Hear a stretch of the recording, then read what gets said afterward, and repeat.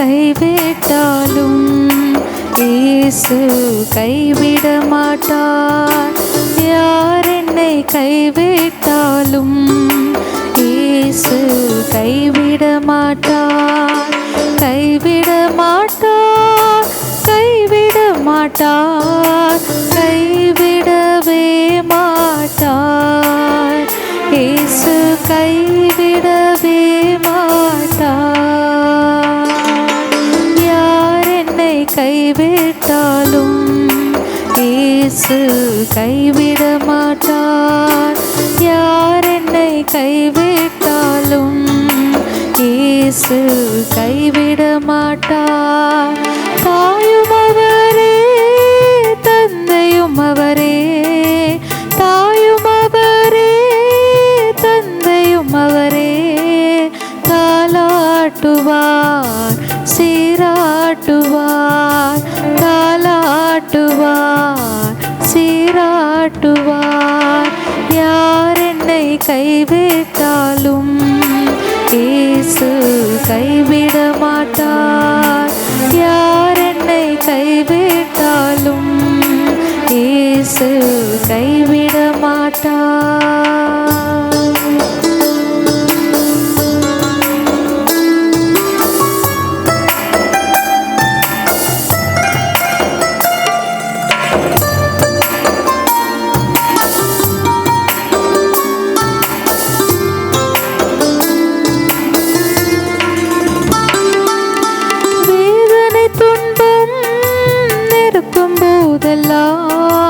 வேதனை துன்பம் நெருக்கும் போதெல்லாம் வேண்டிடுவேனே, காத்திடுவாரே. வேண்டிடுவேனே, காத்திடுவாரே. யார் என்னை கைவிட்டாலும் இயேசு கைவிட மாட்டார். யார் என்னை கைவிட்டாலும் இயேசு கைவிட மாட்டார். இரத்தத்தாலே கழுவி விட்டாரே, இரத்தத்தாலே கழுவி விட்டாரே. ரட்சிப்பின் சந்தோஷம் எனக்கு தந்தாரே, ரட்சிப்பின் சந்தோஷம் எனக்கு தந்தாரே. யார் என்னை கைவிட்டாலும் இயேசு கைவிட மாட்டார். யார் என்னை கைவிட்டாலும் இயேசு கைவிட மாட்டார்.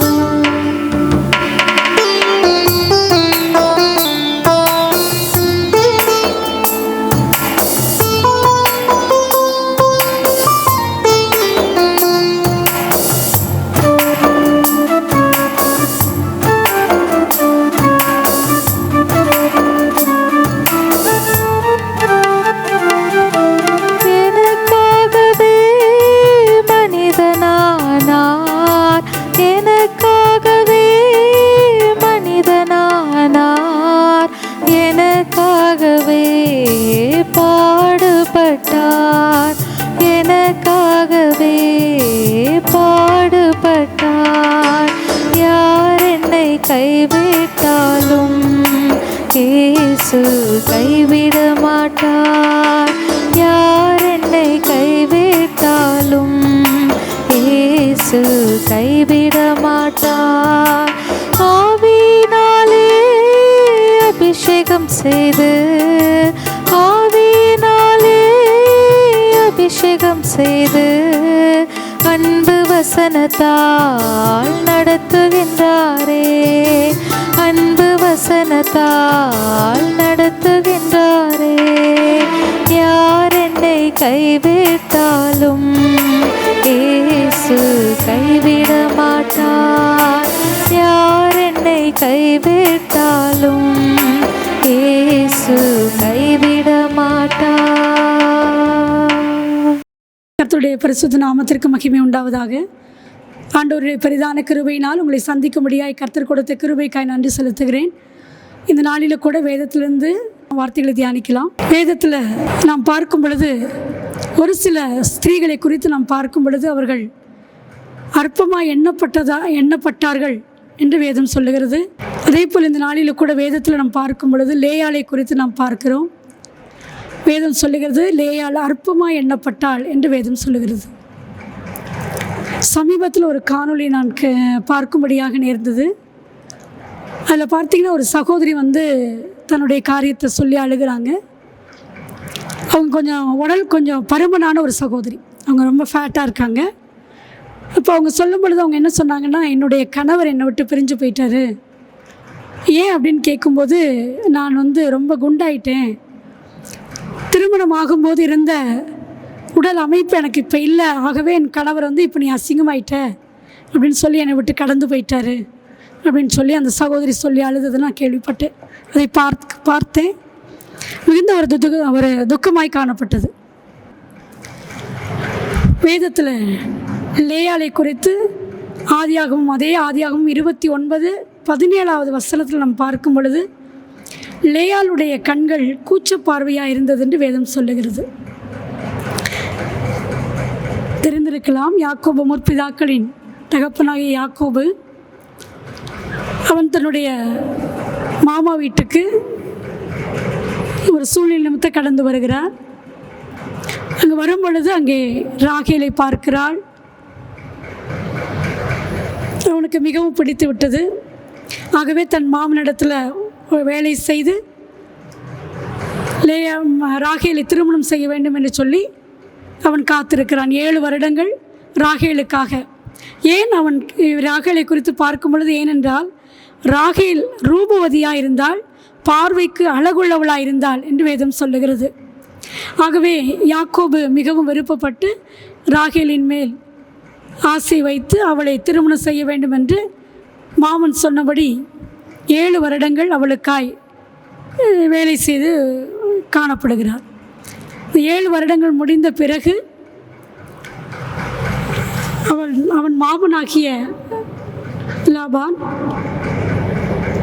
தன் மகளை அவளுக்கு கொடுக்கிறார். விடிந்த பிறகு பார்த்த பொழுது அது ராகேல் அல்ல, லேயாளாய் காணப்படுகிறாள். உடனே யாக்கோபுக்கு மிகுந்த துக்கம் வருகிறது. தன் மாமனிடத்தில் கேட்கிறான். மாமா சொல்கிறார், இல்லை, மூத்தவள் இருக்க நான் இளையவளை கொடுக்க முடியாது என்று சொல்லி, ஆகவே மறுபடியும் 7 வருஷம் வேலை செய் என்று சொல்லுகிறான். 7 வருஷம் மறுபடியும் ராகேலுக்காய் வேலை செய்து அவன் ராகேலை திருமணம் செய்து கொள்ளுகிறான். நாம் பார்க்கும் பொழுது யாக்கோபு லேயாளை பார்க்கிலும் அதிகமாய் ராகேலை நேசித்தான் என்று வேதம் சொல்லுகிறது. வேதத்தில் ஆதியாகமும் 29:30 வசனத்தில் யாக்கோபு ராகேலையும் சேர்ந்தான். லேயாளை பார்க்கிலும் ராகேலை அவன் அதிகமாய் நேசித்து பின்னும் 7 வருஷம் அவனிடத்தில் சேவித்தான். ஆகவே லேயாளை பார்க்கிலும் ராகேலை நேசித்தபடியினால் ஆண்டவர் இதை பார்க்கிறார். வேதம் சொல்லுகிறது, லேயாள் அற்பமாக எண்ணப்பட்டதை கர்த்தர் கண்டு என்று வேதம் சொல்லுகிறது. ஆண்டவர் பார்க்கிறார், இவள் இவ்வாறு அற்பமாக எண்ணப்படுகிறது நினைக்கிறார். ஆகவே ஆண்டவர் அந்த லேயாளுடைய வாழ்க்கையில் ஒரு மகிமையான காரியத்தை கர்த்தர் செய்கிறார்.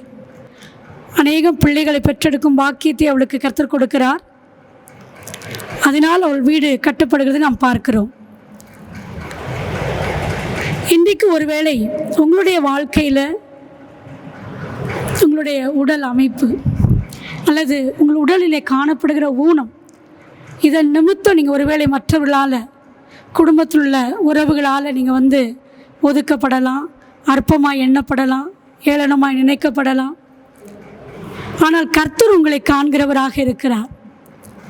வேதத்தில் நம்ம வாசிக்கிறோம், ஆண்டவரே நம்மை உருவாக்கினார், அவருடைய கரம் நம்மை உண்டாக்கி உருவாக்கிற்று என்று வேதம் சொல்லுகிறது. நம்முடைய அவயவங்களை ஆண்டவர் உருவேற்படுத்துகிறார் என்று வேதம் சொல்லுகிறது.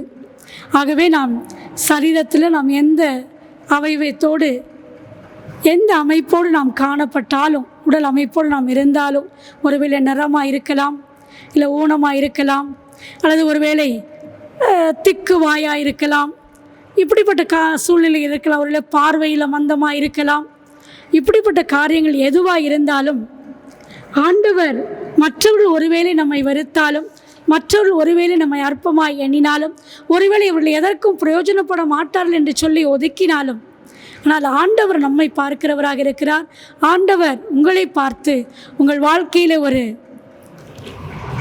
அற்புதத்தை செய்து உங்கள் வாழ்க்கையை கட்டுகிறவராய், உங்கள் வீட்டை கட்டுகிறவராய் கர்த்தர் காணப்படுவார். இன்றைக்கு நீங்கள் உலகத்தில் பார்த்தீங்கன்னா அநேகர் அலங்காரத்திற்கு, மேக்கப்புக்கு ரொம்ப முக்கியத்துவம் கொடுப்பாங்க. அதாவது ஒரு கதை உங்களுக்கு தெரியும், ஒரு காகத்தினுடைய கதை. அந்த காகம் எப்பொழுதுமே, காகத்தினுடைய நிறம் கருப்பு. அது ஒரு நாள் பறந்து போகும் பொழுது புறாவை பார்க்கிறது. அது ரொம்ப விளவிலேன்னு அழகாக இருக்குது. காக்காக்கு இதை பார்த்தோன்னே ரொம்ப பொறாமாயிடுச்சு. என்னடா இது ரொம்ப வெள்ளை அழகாக இருக்குது, நம்ம நிறம் இவ்வளவு கருப்பாக இருக்கே அப்படின்னு.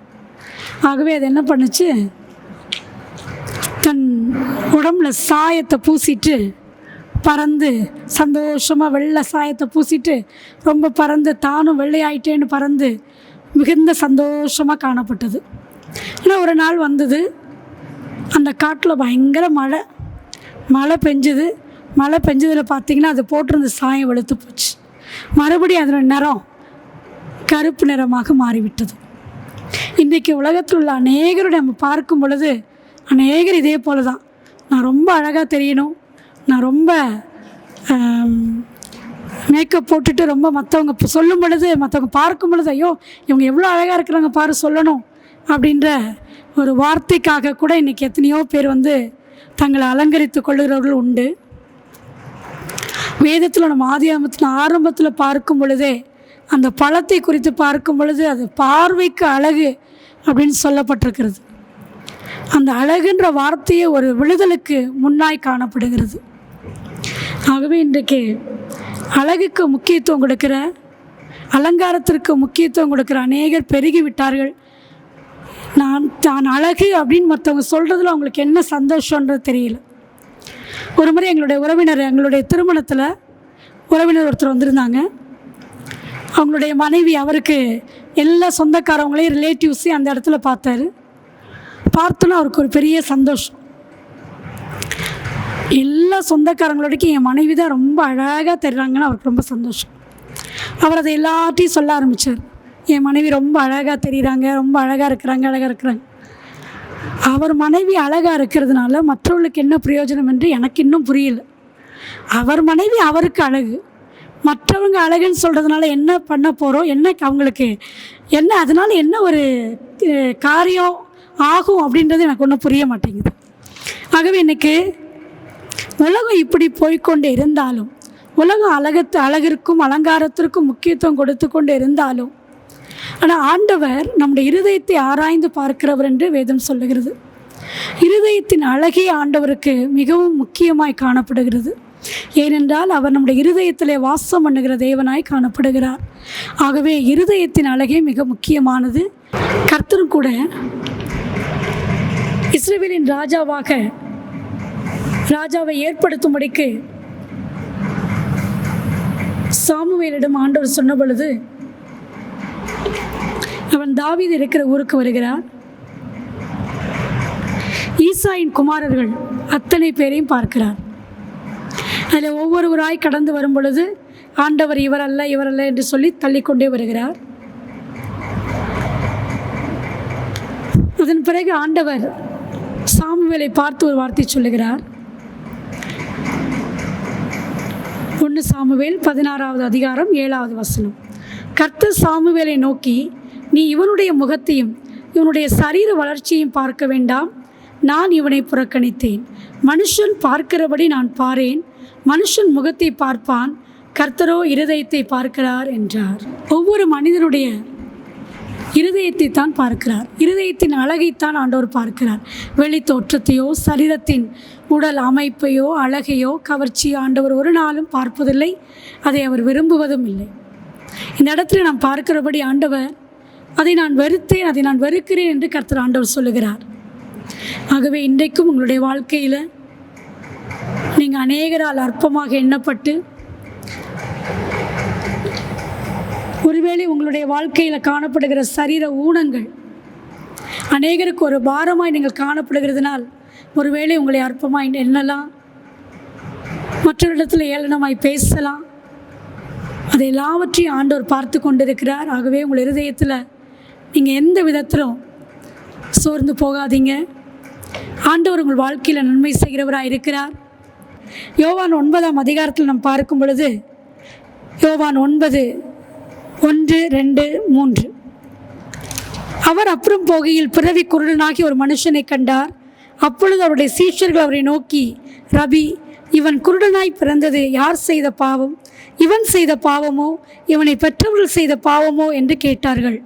இயேசு பிரதியுத்தரமாக, அது இவன் செய்த பாவமும் அல்ல, இவனை பெற்றவர்கள் செய்த பாவமும் அல்ல, தேவனுடைய கிரியைகள் இவனிடத்தில் வெளிப்படும் பொருட்டு இப்படி பிறந்தான் என்று வேதத்தில் ஆண்டவர் சொல்லியிருக்கிறார்.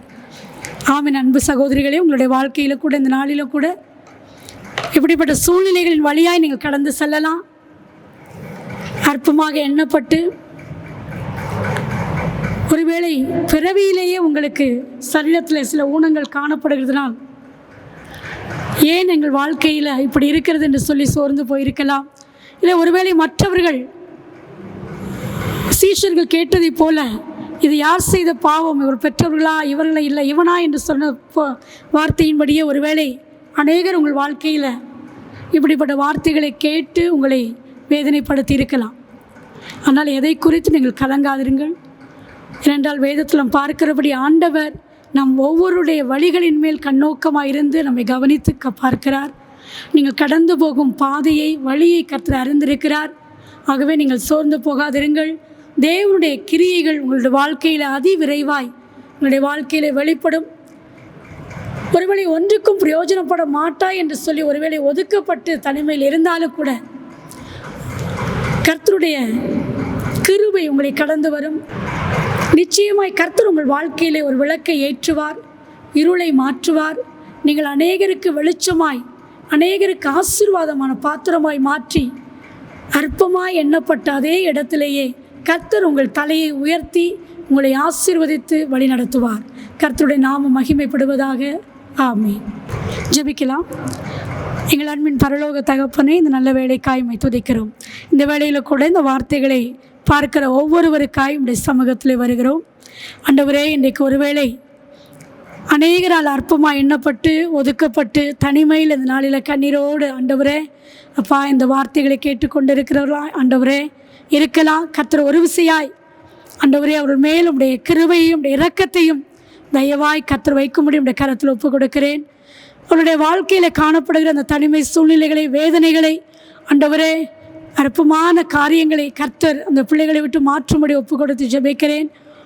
ஆண்டவரே நீர் கிருபையாய் மனம் இறங்குவீராக. உம்முடைய கிரியை இந்த நாட்களிலே பிள்ளைகள் ஆண்டவரே தங்களுடைய வாழ்க்கையிலே காணவும், தங்களுடைய சரீரத்திலே காணவும் கர்த்தருடைய ஆவியானவர் இந்த நாளிலே நீர் பலமாய் கிரியை செய்யும்படி உடைய கரத்தில் ஒப்பு கொடுத்து ஜெபிக்கிறோம். ஆண்டவரே நீர் இருதயத்தை தான் பார்க்கிறீர். ஆண்டவரே வெளிப்புறத்தை அல்ல.